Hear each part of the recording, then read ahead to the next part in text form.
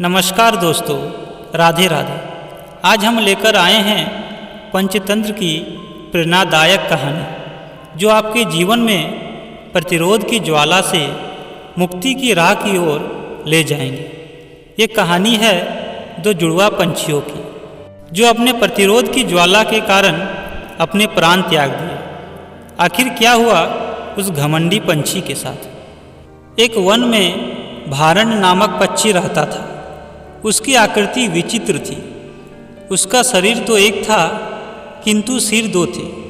उन दोनों सिरों की आपस में नहीं बनती थी। समय समय पर उनमें टकराव होता रहता था।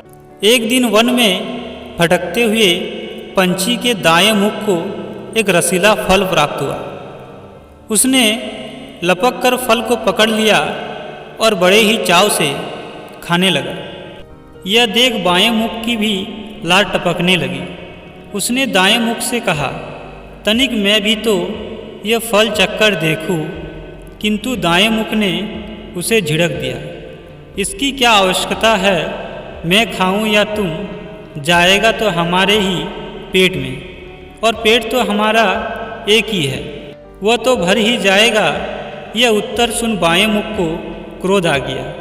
वह दाएं मुख से अपने अपमान और तिरस्कार का बदला लेने का अवसर खोजने लगा।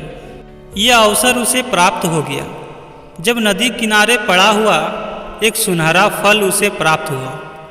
वह यह फल दाएं मुख को जलाते हुए अकेले ही खाना चाहता था, किंतु जैसे ही वह उसे खाने को हुआ, पास ही एक वृक्ष पर बैठा कौवा बोल पड़ा, बंधु, उस फल को मत खाना, वह विषक्त है, उसे खाते ही तुम मर जाओगे। यह बात सुन दाएं मुख ने बाएं मुख को चेताया और रोकने का प्रयास किया, किंतु बायां मुख प्रतिरोध की ज्वाला में जल रहा था। उसने दाएं मुख की एक ना सुनी और वह फल खा लिया। फल खाते ही पंछी के प्राण पखेरु उड़ गए।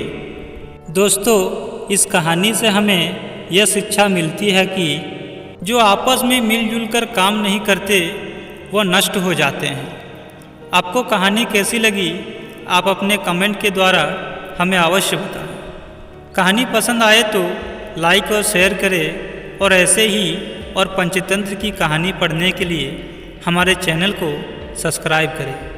Thank you.